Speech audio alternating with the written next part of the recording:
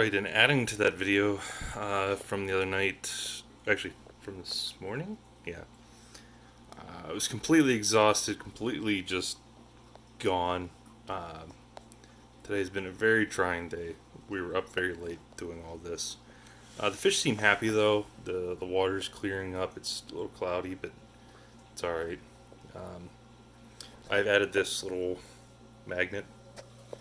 So, because I use this phone in my car a lot too, and I can just kind of prop it up there, and look, you got a stable lens. It's not always in focus, obviously, but it's a stable lens. One of my fish, that one, the orange one that just flew by, that's Peach. Her species aren't doing too well, the Swordtails. Um, we had three, and let's see how to put this. Ducky was the one that was half orange, half white, and then she looked dirty on the front. She started getting funny a couple days ago. We did water changes. We did ick medication. A couple of the fish had little white spots on it. So we kind of thought, all right, it's ick. It's something's going on. So we were really dedicated to the ick treatments. I think it was a phantom, and I don't know what's going on. Swordtails seem to be very delicate, or they don't like our water. Maybe if they can survive a couple days, we're probably going to give them back to the local fish store that we got them from. Everyone else has been happy. The Molly's been doing great. They love chasing each other around. The Phantoms stay together. The Danios are awesome. I don't know what's going on.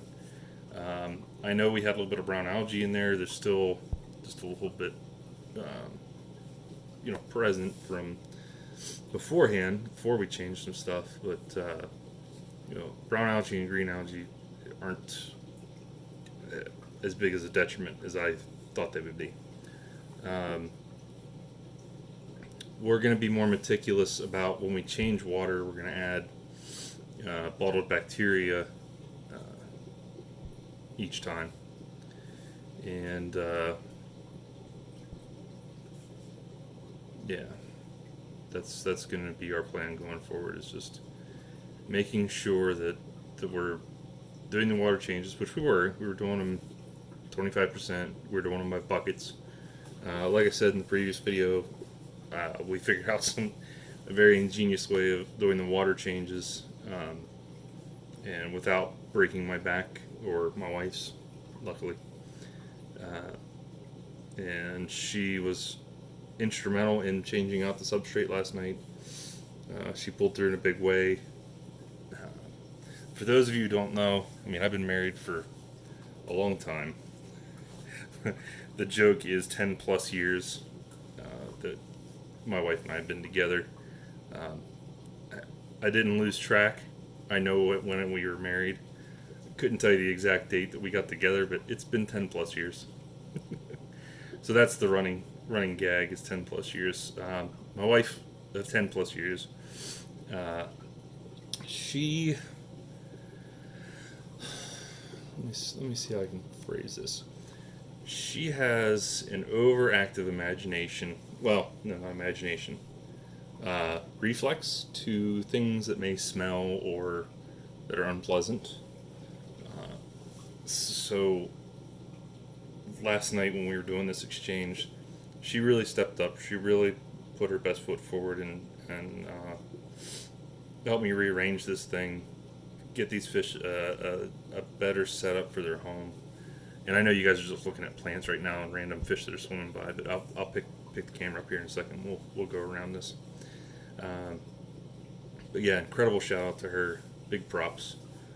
She did very well, and I'm just happy that we can share it together and have this together. So, without really further ado, I guess. Let's see here if I can get Good picture. Okay, so now she's got some weird red spot on her, and I don't understand what that is. Yeah, there it is. I know the transfer last night um, wasn't the most gentle thing that I think we've ever done with the fish, but every other fish has been fine. Peach seems to be ultra sensitive, and then the other two swords have been MIA. Stress related? Don't know. Sick? Don't know. The last time we saw Peach, she was swimming kind of poorly. She was resting up against things and just kind of flipping in place. Haven't seen her in a little bit, but you know, yep. We'll keep on keeping on here. But 2.0, the male swordtail, he's also been laying really low. I don't know if he's just stressed, if something's happening. For all I know, everything's well and good, and everybody's pregnant. I don't know. I don't know what pregnant fish look like yet, so we'll see what happens. I am concerned about. Oh, hi, Phantom. I am concerned about Ducky there in the background. She was the most what do you call it? Sturdy looking fish that we got right off the bat. She's plump and everything else. Right out of the get-go, she was bigger than most of the swordtails. Yeah, it's like dark spots, a little bit of red. One's up by the top of her head, and then there's two of them, one on each side of her dorsal fin. There she is. There's a good shot. Yeah. Also, since we're just staring at some fish now, I just want to put it out there. I'm enjoying this so far. It's been a lot of work, and I'm looking forward to the reward part of it, where the fish get to enjoy it, I get to enjoy it, and the wife and I can just kind of sit back a couple times and just watch the fish and relax with them. The last week worth of fish keeping has been kind of nuts, kind of challenging, and I don't mind a challenge. I like new problems to solve and stuff like that. But the crazy amount of sicknesses, illnesses, and opinions on all of the above are numerous and almost immeasurable. There's a lot known and a lot documented about these little creatures, and that's wonderful. But it's also literally an ocean of information. So you can get easily lost in it all. Don't give up. Keep going. My fish, at least, have been pretty resilient to all my stupidity. I'm very thankful for that, and I'm trying to learn more and get more plants moving for them. So now that we're 8 minutes in with me talking, 8 minutes and almost 9, we'll call it. Let's go over this. So we got rid of the old substrate that was the blue, and then actually underneath, and I don't recommend it going forward. We won't ever do it again. I don't recommend getting colored gravel on top of plant substrate. Yeah, I know you're only supposed to skim the top layer of the rocks for waste and all that, but there's a couple different ideals out there as well about you gotta stick the tube the whole way down to the glass, and you're pulling all the stuff up from the substrate. In my scenario where I had the blue on top and brown underneath, or it was fluorite dark, or Seachem, it was mixing with the blue, and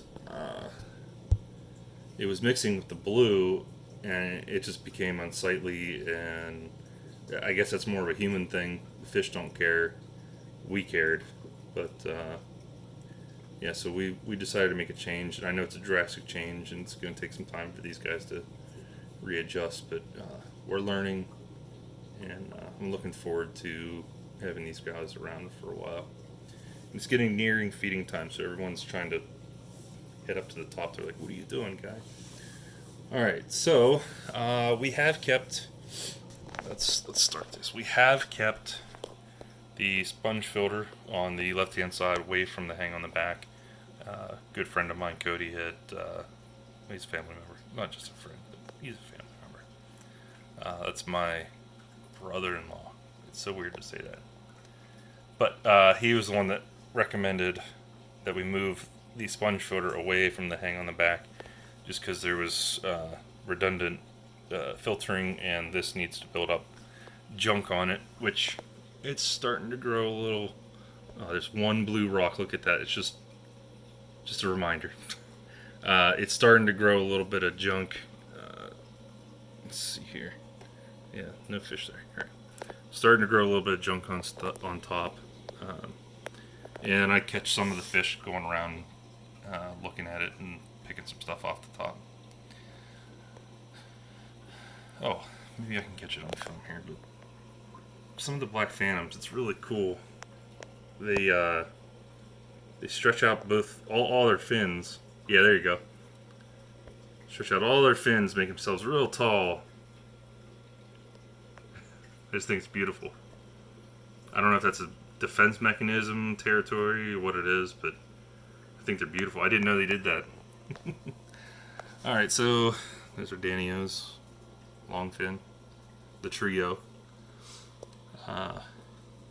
There's Luna. So our idea is to make this side of the tank more vegetation,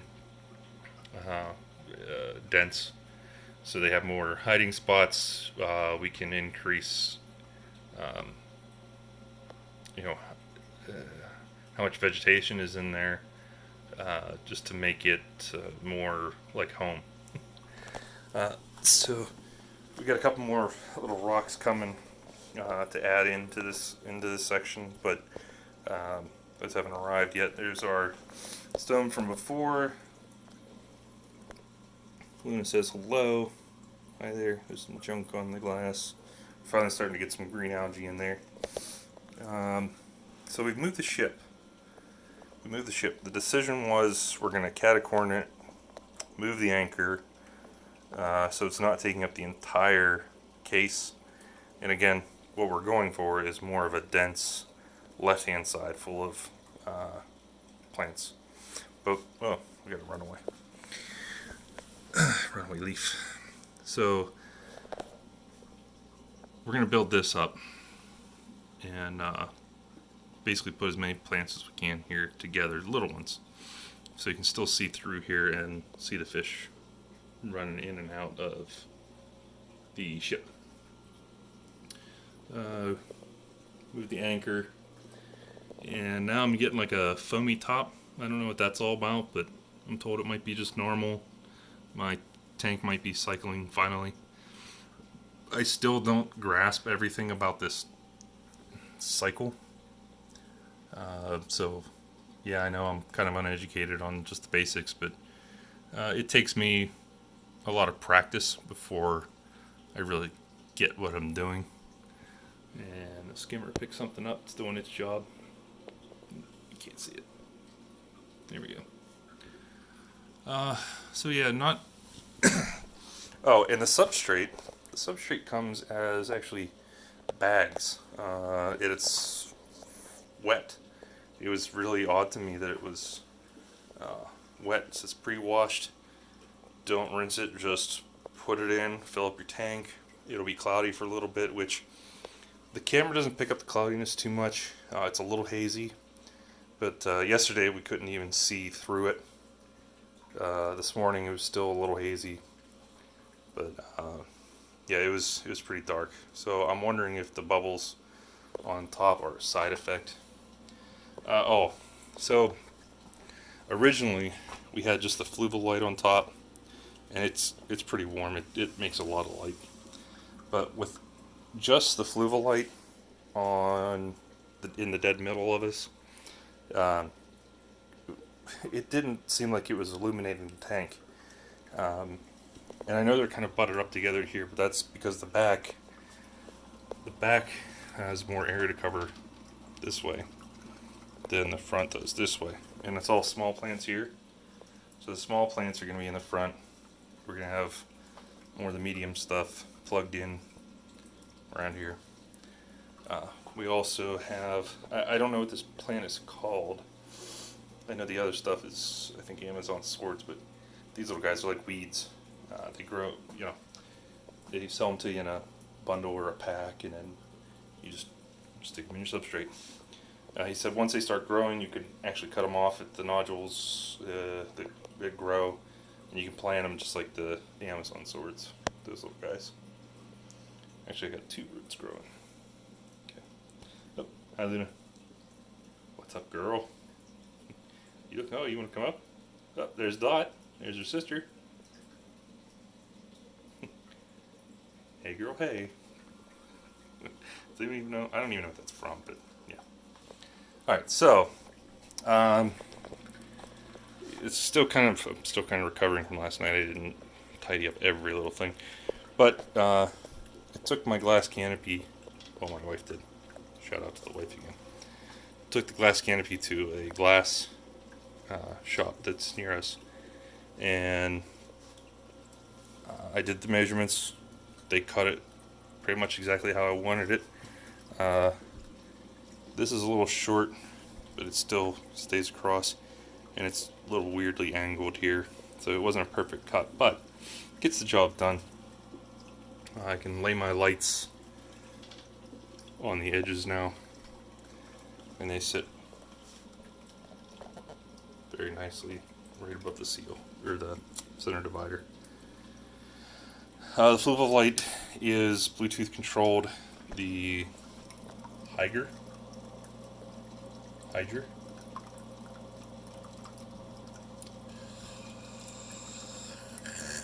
Yeah, that it's just on a timer. I try to sync them up as close as I can, so we're not just keeping the lights on 24/7 for them. But there's definitely a difference. The Fluval light is a lot brighter with just its. Here. I don't think the camera's going to show. Oh yeah, okay. So the reflection shows it pretty well. So you can see there's 1, 2, 3 rows of LEDs there, and they do a great job at lighting up. Like I said, we just needed some complementary stuff. You can tell these LEDs are just a little bit different. They're not as powerful. There's a couple rows in there. I want to say it's 5 or 6. It's pretty wide, but it's good for more spread out light than it is the focused. So I'm kind of hedging my bets there, making sure I got enough light for all these plants, keeping the fish on some sort of timer, and making sure everything's good. Oh, also, I ditched my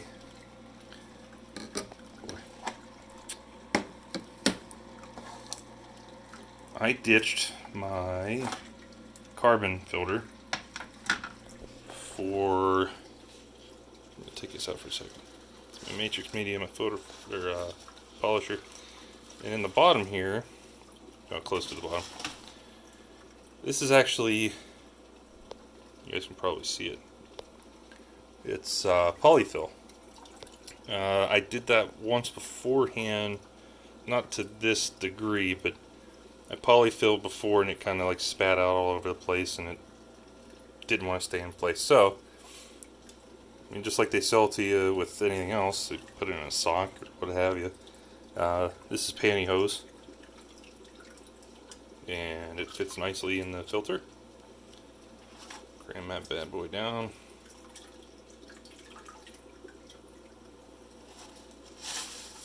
Matrix on top. I think that's alright. Hope it's alright. Comment down below if this is a bad thing to do, or rate, comment, and subscribe. Like, thumbs up, thumbs down. I don't know. Any of the above. It's YouTube. It's, I don't know, Facebook, whatever we want to post this on. But anyways, it's still flowing really well. The last round of polyfill that I took out of there was pretty dirty, so it is doing a good job. I'm going to assume you have to change it more than what you would a carbon filter. Next up, we got to get an actual shelf or something that's a little more appealing and useful than that. Everything kind of spills over when you pull the drawer out. And I do believe that's all for right now, guys and gals. Thank you for tuning in. Thank you for checking me out, checking out the fish and in the tank. This has been a journey for sure, and like I said, I look forward to the days that the fish can just sit back and kind of enjoy what's going on rather than panicking on when's the next time we're going to change the substrate.